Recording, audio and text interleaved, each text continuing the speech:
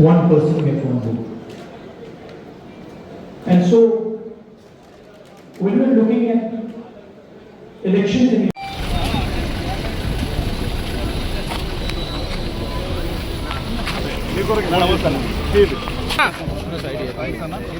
Side news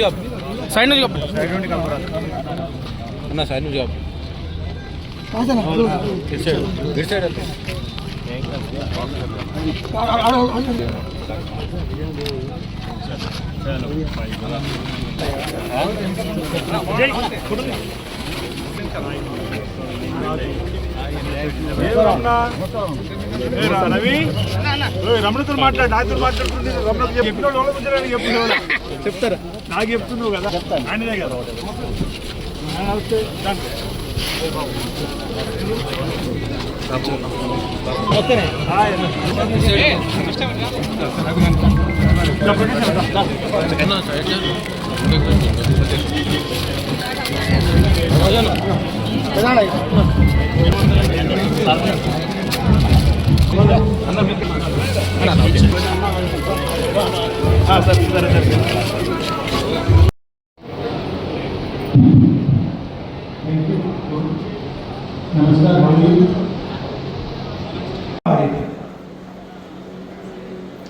He is suspicion का कारण क्या है? What is the logic behind this? Many arguments were made. The logic was, and Maharashtra, as I've said,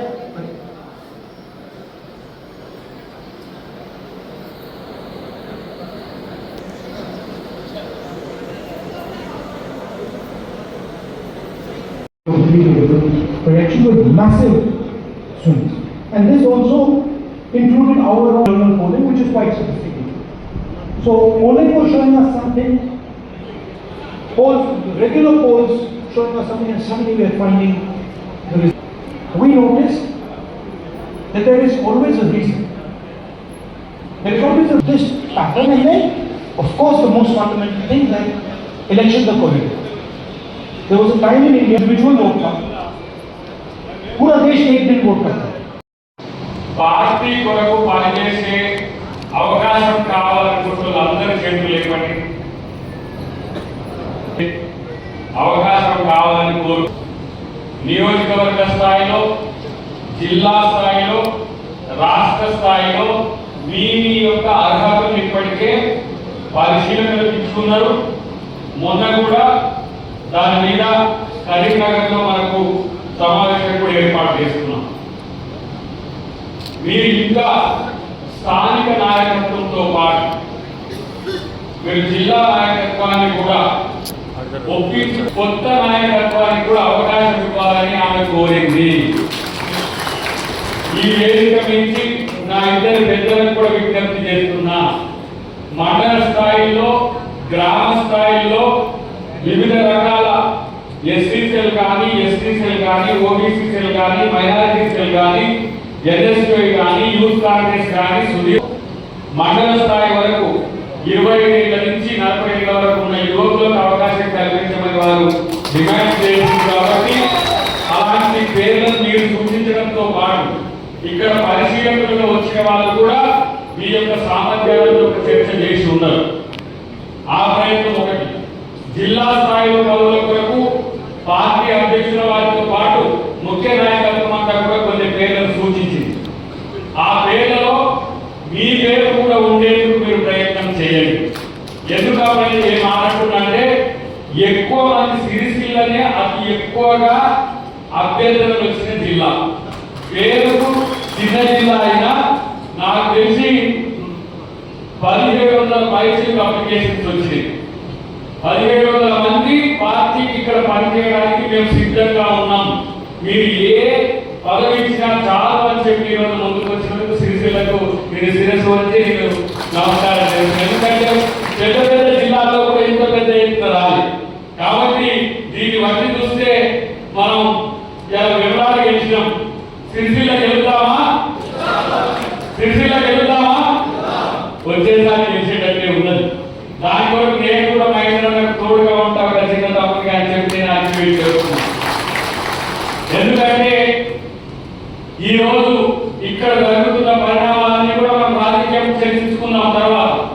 కానీ ఈ సమావేశాలు ఎందుకు పెడుతున్నాం ప్రతిసారి అని చెప్పి మీకు ఒక డౌట్ అనుమానం రావచ్చు. ఎందుకంటే 620 జిల్లాల పైచిలుకు ఈ దేశంలో జిల్లాలు ఉన్నాయి.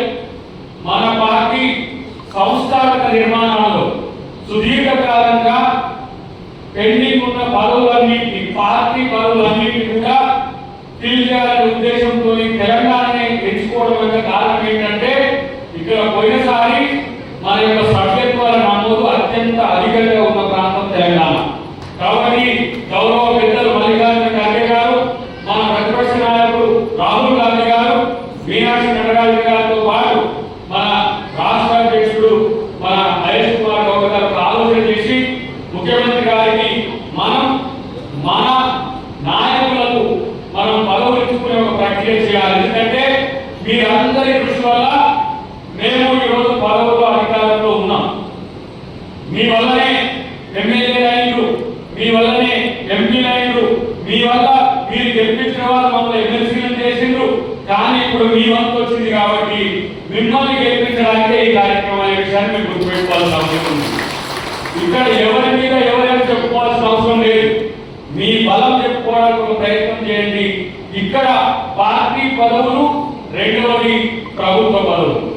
ప్రభుత్వ పదవుల్లో రేపు వచ్చే స్థానిక సంస్థల్లో సర్పంచ్ గా పోటీ చేసే వాళ్ళు కానీ, ఎంపీటీసీగా పోటీ చేసే వాళ్ళు కానీ, జెడ్పీటీసీగా పోటీ చేసే వాళ్ళు కానీ, మున్సిపల్ కౌన్సిలర్ నుంచి చైర్మన్ వరకు ఉండే ఎన్నికల్లో అది ఒక భాగం.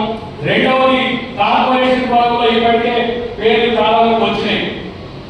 రేపు ప్రతి నియోజకవర్గానికి 2 అంటే ఆర్ శ్రీనివాస్ గారు నాకు 4-5 వరకు ఇవ్వాలని చెప్పేసి ఎందుకు అడిగిండు, ఎనిమిది ఇవ్వాలని చెప్పి మహేంద్ర కూడా నాకు తక్కువ అంటే మనకు ఉన్నాయి 400 డైరెక్టర్ తర్వాత మెంబర్ యొక్క ఖాళీలు ఉన్నాయి.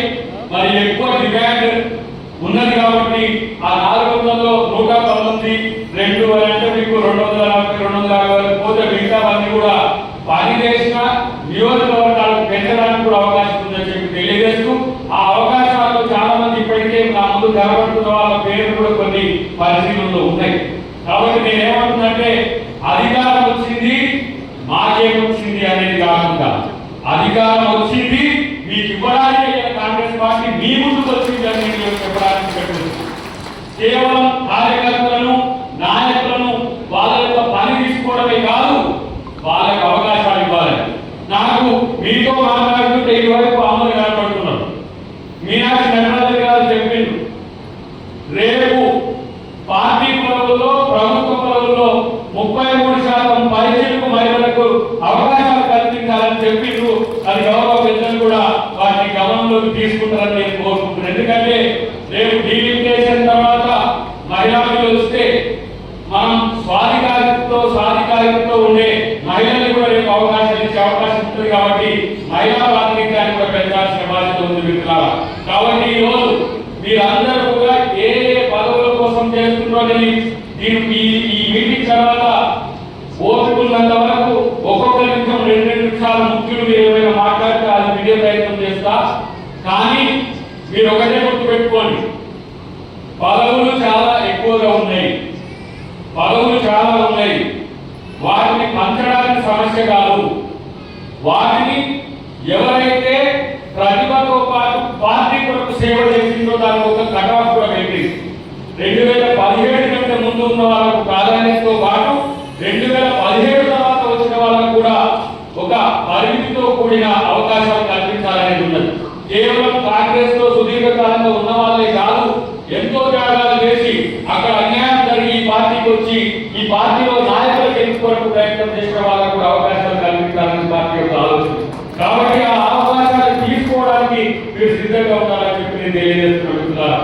ఇది పార్టీ సంస్థాగత నిర్మాణాలతో పాటు ప్రభుత్వ పదవులను ఈ రోజు మన నాయకులు ఆర్ శ్రీనివాస్ గారు కానీ, మైరెడ్డి గారు కానీ, ఉమ్మడి జిల్లాలో ఉన్న పెద్ద నాయకులు అందరూ కూడా అటు పొన్నం ప్రభాకర్ గారు కానీ, ఇటువైపు రుద్దుల శ్రీధర్బాబు గారు కానీ, మనకు అడ్డూరు లక్ష్మణ్ కుమార్ గారు కానీ ఈ రోజు 3 మంత్రులు మనకు ఉన్నారు. పెద్దపల్లి జిల్లా కూడా మన పెద్దపల్లి నియోజకవర్గం పార్లమెంట్ కూడా తీసుకుంటే వివేక్ గారు 4 మంత్రులు ఈ జిల్లా ఉమ్మడి జిల్లాలో ఉన్నారు. నేను ఒకటే స్టేట్మెంట్ ఇస్తున్నా, ఉమ్మడి జిల్లాలో పార్టీ ఈరోజు అవకాశం ఇవ్వడమే కాంగ్రెస్ పార్టీ యొక్క లక్ష్యం. ఇవాళ కొత్త వాళ్ళకని కాదు, సుదీర్ఘకాలంగా అసలు సభ్య సమాజంలో ఇన్ని రోజుల నుంచి పార్టీలో పనిచేసుకుంటూ పదవులు రాకపోయిన పార్టీ కొరకు పనిచేస్తున్నారు, వాళ్ళకు న్యాయం జరిగిందనే విధంగా ప్రయత్నం చేయడమే మా యొక్క లక్ష్యంగా ఈరోజు మీ ముందు చెప్పడం జరుగుతుంది. సిరిసిల్ల ప్రాంతంలో గత కొద్ది ఏళ్లుగా ఇక్కడ అధికారం లేకపోవడం వల్ల ఇక్కడ ఆ రోజు ఇప్పుడు ప్రతిపక్ష నాయకుల కొడుకు ఆ రోజు మంత్రిగా ఉన్న కేటీఆర్ సంబంధించిన సమస్యలు కూడా నాకు తెలుసు. కాబట్టి మీ అందరికీ కూడా ప్రత్యేకంగా అవకాశాలు కల్పించాలని నేను నా నోట్లో పెట్టాల్సి కూడా మీ అందరికీ నేను ఆలోచిస్తున్నాను. ఎందుకంటే మా సీనియర్ ఇప్పుడు విప్పుకున్నాడు, దానికి అధికారం ఉన్నది, కొన్ని అవకాశాలు మరింత పెంచుకొని ముఖ్యమంత్రి గారితో కూడా తాను అడిగి తెచ్చుకోగలరు. మా మహిళలకు కొంత సహకరించాల్సిన అవసరం ఆ సీనియర్లకు ఉన్నది, మాకు కూడా ఉందని చెప్పి నేను భావిస్తున్నాను. ఇది పార్టీకి సంబంధించిన అంశం. రాజకీయాల విషయం వచ్చినప్పుడు మాట్లాడాల్సిన అవసరం ఉన్నది. ఇలా ఓట్లలో ఓట్ల అందరికీ ఎటువైపు మాట్లాడుతున్నారు అంటే మీ కాడ కూడా పోటీ చేసిండ్రు, మీరెట్లా గెలిచిండ్రు అంటున్నారు. ఇప్పుడు తెలంగాణలో మీరు కూడా గెలిచిండ్రు కదా, ఓట్ చోరీ చేసిండ్రా ఒక ఆయన అంటున్నాడు. ఒరే ఆయన మీరు ఓట్ చోరీ చేయకపోతే మాకు 90 సీట్లు రా బాబు. మీరు ఓట్ల తొందర కాకుంటే మీరు టెలిఫోన్ ట్యాపింగ్ లో ఎన్ని అకృత్యాలు చేసిందో ఇంకో నెలలో 2 నెలల్లో వస్తాయి. ఎవరిని బెదిరించిండ్రు, ఎవరిని ఇటుకుంటున్నారు, ఎవరికి పైసలు ఇచ్చిండ్రు, ఎవరి పైసలు పట్టుకున్నారు, ఇవన్నీ కూడా వెళ్తాయి. కానీ నేను 2018 ఎన్నికల్లో నేను బాధితుడు ఒక తరహా, అన్న బాధితుడు ఇంకొక తరహా, ఇంకొక బాధితుడు ఇక్కడ ఉన్నాడు. మేము ముగ్గురం బాధితులమే. ఎందుకంటే 1050 ఓట్ల తేడా వచ్చింది ఆ ఎన్నికల్లో. పోలైన ఓట్లు 100 ఓట్లుంటే 110 ఓట్లు ఎట్లా పోలేదు అని ఇప్పటికీ నా ప్రశ్న సుప్రీంకోర్టులో ఉన్నది. 2018లో తెలంగాణనే మోడీ ఎంచుకున్నాడు మోడల్గా. ఎందుకంటే ఇంకో పెద్దలో ఇక్కడ ఉన్నాడు కాబట్టి అయితే దొంగతనం మంచిగా చేస్తారని ఇక్కడ దొంగతనాన్ని సాక్ష్యంగా పెట్టిన వ్యక్తి వీవీప్యాట్ ఒక స్లిప్. వీవీప్యాట్ లో ఎన్ని ఓట్లు మనం వేస్తే అన్ని ఓట్లు దాంట్లో రావాలి. నా దాంట్లో 1050 ఓట్లు తేడా వచ్చాయి, 20 ఈవీఎం తేడా కొట్టింది. ఇప్పటికి నా కోర్టులో నా కేసు కోర్టులో ఉన్నది, అది బెస్ట్ ఉదాహరణ ఉన్నది. ఆ రోజు మేము ఏం మాట్లాడామో రాహుల్ గాంధీ గారికి ఒక నోటీస్ 7 పేజీల నోటీస్ అభియానాలే జరిగింది. 40 మంది క్యాండిడేట్ ఇవ్వాల సుప్రీంకోర్టు నా తీర్పు హైకోర్టు వేసింది. ఇలా 5 నెలల కాలంలో 1 కోటి ఓట్లు పెరిగినాయి మహారాష్ట్రలో. విచిత్రం ఏంటంటే శివసేన ఒరిజినల్ పార్టీలకు పార్టీ లేదు, శరద్ పవార్ ఎన్సీపీ పార్టీ లేదు, ఇక్కడి నుంచి విడిపోయిన వాళ్ళకు ఉన్నది. 1 కోటి ఓట్లు 5 నెలలకు ఇక్కడ పుట్టుకొచ్చినాయి. ఇలా మాధవ్ చెప్పిన మా దగ్గర అలీనాథ్ గారు మా దగ్గర ఇన్ఛార్జ్ చేసింది. ఒక నియోజకవర్గంలో 1 సంవత్సరంలో 1 లక్షం పైసలు ఓట్లు ఎట్లా వచ్చి చెప్పమంటే అది నీ కారణం పెట్టేసిన చెప్పాడు. నీ కారణం కూడా దొంగోట్లు పడ్డాయి, దొంగోట్లు పడడానికి ఈజీ సమాధానం చెప్పాలి. మరి వీడియో సమాధానం చెప్తున్నారు. నేను ఒకటే మాట్లాడుతున్నా, 8 ఎమ్మెల్యే సీట్లు గెలిచిన బీజేపీ రాష్ట్రంలో 8 ఎంపీ సీట్లు గెలిచింది. 36 ఎమ్మెల్యే సీట్లు గెలిచిన బీఆర్ఎస్ 1 సీట్ రాకుంటే పోయింది. బీఆర్ఎస్ సీట్లు కొట్టేసిన పీక్ అనుకుంటున్నాడు బీఆర్ఎస్ వాడు. ఇది అసలు ఇక్కడ ఆయన ఏమన్నాడు, ఇప్పుడు ఓట్ల గురించి మాట్లాడితే యూరియా మీద, ఎందుకంటే జస్టిస్ సుదర్శన్ రెడ్డి గారిని మనము ఉపరాష్ట్రపతి అభ్యర్థిగా ఒక తెలుగు బిడ్డ, తెలంగాణ బిడ్డ, ఒక సామాన్య రైతు కుటుంబంలో బిడ్డ, ఒక బిడ్డ మనం ఎలా ఉపరాష్ట్రపతి అభ్యర్థిగా పెట్టాం. తెలంగాణ వాది బీసీ రిజర్వేషన్ల బిల్లు కోసం ఎక్స్పర్ట్స్ కమిటీ చైర్మన్ ఆయన. బీసీలకు చట్టసభలో స్థానిక సంస్థల్లో రిజర్వేషన్ ఇవ్వాలని బలంగా నమ్మే ఒక న్యాయమూర్తి ఆయన. దాదాపు 2-3 రాష్ట్రాల్లో చీఫ్ జస్టిస్ గా చేసిండు, మనకు సుప్రీంకోర్టు జస్టిస్ గా కూడా చేసిండు. ఉపరాష్ట్రపతి కానీ రాష్ట్రపతి కానీ రాజకీయాలకు అతీతంగా ఉండాలని చెప్పి ఇండియా కూటమి ఒక మంచి నాయకుడు అయితే మాకు యూరియా ఇస్తే యూరియా ఇస్తున్న కోర్టు చేసేవాడు చేయాలి.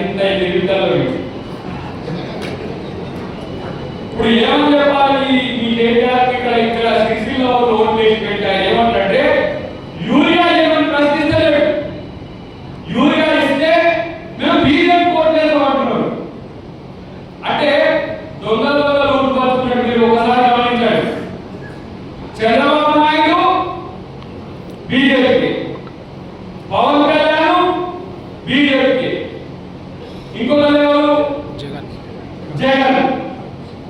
ఈ జగన్ చంద్రబాబు వాడు జగన్ బీజేపీ, ఇక్కడ కేసీఆర్ బీజేపీ. ఇవన్నీ ఎడికేట్లు మాకు బీజేపీ ఏం సంబంధం లేదంటారు. మాకు బీజేపీ ఏం సంబంధం లేనప్పుడు బీజేపీ ఓట్లు ఎడికేస్తున్నట్టు ఇక్కడ ఓటే ఎదురుగా ఏడు దొరకదు, అది ఓటే కదా దొరకదు కదా. ఇవాళ యూరియాకు ఓటుకు లింక్ పెట్టినావు నువ్వు. ఇన్ని రాష్ట్రాల్లో యూరియా రావట్లేదు, ఇన్ని రాష్ట్రాల్లో యూరియా రావట్లేదు. ఒక డిగ్రేడ్ చేయడం ఏ ఒక్క రాష్ట్రంలో కూడా యూరియా రాకుండా ఉండట్లేదు. ఒక్క తెలంగాణ యూరియా ఇస్తలేదు. హిమాచల్ ప్రదేశ్ వరదలు ఉన్నాయి. ఇలా జార్ఖండ్లో సమస్య రావట్లేదు. మన రాష్ట్రాలు మనం పొందుతూ ఉన్న రాష్ట్రాలు. ఇలా కర్ణాటక కూడా సమస్య లేకుండా అయిపోయింది. తెలంగాణకు మాత్రమే ఎందుకు ఇస్తలేదంటే తెలంగాణ ముఖ్యమంత్రి మోడీ సమస్య అవుతున్నాడు. ఎందుకంటే ఇలా బీసీబీని తీసుకొచ్చి ఆయన కాలం బాధ వేసింది. ఇలా తెలంగాణ మోడల్ అంటే కాంగ్రెస్ పార్టీ కులాల వారిగా కావాలి కదా. మళ్ళీ మనం కులగణన చేసే వరకు రేపు 20 చేయబోతున్నాం. జనగణనలో కులగణన చేసింది ఇలా బీజేపీ పార్టీ. ఎందుకంటే ఓన్లీ రాహుల్ గాంధీ వల్ల, రేవంత్ రెడ్డి గారి వల్ల చేసినట్టు గుర్తుపెట్టుకోండి. మనం ఈరోజు ఇంత ప్రయత్నం చేస్తున్నారు ఏంటంటే జిల్లాను బలం చేసుకుంటున్నాం, రాష్ట్రాలను బలం చేసుకుంటున్నాం, రేపు దేశాన్ని బలం చేసుకుంటున్నాం. ఎందుకంటే రేపు రాబోయే కాలానికి కాబోయే ప్రధానమంత్రి రాహుల్ గాంధీ చేసే లక్ష్యంతో పోతున్నాం. నేను అంటున్నా ఇలా BJP, TRS, TDP, Jagan, Pavan ఎవరైనా ఏకం కానీ ఈ రోజు ఓట్ల చోరీతో గెలుస్తున్న బీజేపీ మేడలు వచ్చింది రాహుల్ గాంధీ. కాబట్టి ఇక అందరూ రాహుల్ గాంధీ టార్గెట్ చేస్తున్నారు. నేను అంటున్నాను నిజంగా నిజాయితీగా ఉంటే ఎలక్షన్ కమిషన్ ఈ రోజు మాట్లాడాల్సిన అవసరం ఏముంటుందంటే ఎక్కడ ఓటు పోయి చెప్తే వాటిని తీసేద్దాం చేయమని చెప్పి నువ్వు ఇచ్చిన అఫిడవిట్, నువ్వు ఇచ్చిన సమాచారం నిజమైన ప్రమాణమే లేకపోతే ఎలక్షన్ కమిషన్ సారీ చెప్పమంటున్నాడు. ఎలక్షన్ కమిషన్ పెద్ద పోలింగ్ కాదు. ఎలక్షన్ కమిషన్ రాజ్యాంగం కంటే ఎక్కువ కాదు. Babasaheb Ambedkar 1 man 1 value 1 man 1 vote అని ఇచ్చింది. అది పూరి విషయంలో ఉండే సామాన్యుడికైనా 10 అంతస్తుల మీద ఉన్న పేరు పెద్దోడికైనా ఒకే ఓటు ఒకే విలువించింది అధ్యక్షుడు బాబాసాహెబ్ అంబేద్కర్. నా ఓటు దొంగిలించడానికి ఎవరన్నాము? వాడు ఎలక్షన్ కమిషన్ అయిపోయింది, వాడు బీజేపీ కూడా అయిపోయింది, వాడు బీఆర్ఎస్ కూడా అయిపోయింది, ఎవరైతే ఇలా ఎక్కడికి ఎక్కడ ఉంటుండే ఓటు ఇక్కడ రాజు సామంతరాలు, జమీందారులు, జాగీర్దారులు, పెట్టుబడిదారులు వాళ్ళకి ఇష్టం వచ్చిన ఓటు ఇచ్చేది. 1945 కంటే ముందు భారత స్వాతంత్రం కాంగ్రెస్ పార్టీ యొక్క ఫలితం వల్ల స్వాతంత్రం వచ్చింది.